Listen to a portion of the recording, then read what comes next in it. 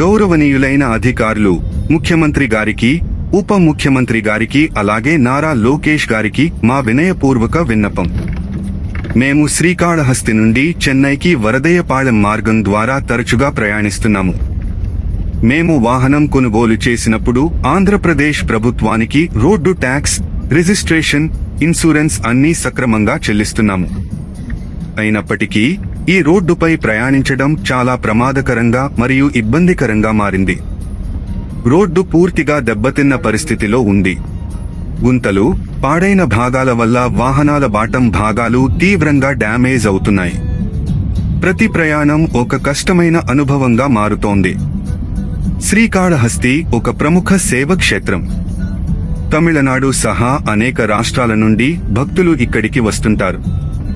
కానీ ఈ రోడ్డు పరిస్థితి కారణంగా ప్రయాణికులు తీవ్ర ఇబ్బందులు ఎదుర్కొంటున్నారు. దీనివల్ల పర్యాటక రంగం కూడా దెబ్బతింటోంది.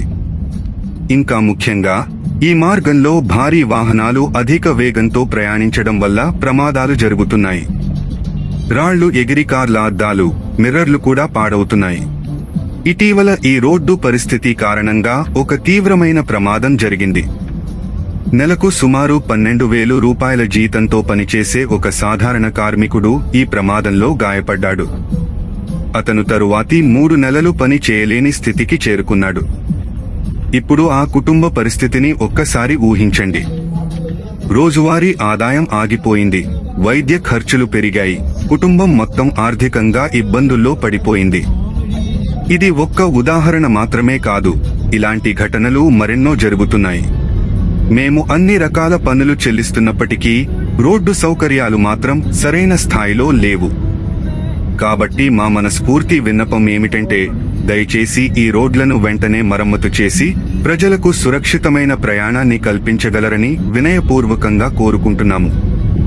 ప్రజల ప్రాణాలు, వాహనాల భద్రత దృష్టిలో ఉంచుకుని తక్షణ చర్యలు తీసుకోవాలని మనస్ఫూర్తిగా అభ్యర్థిస్తున్నాము. ధన్యవాదాలు.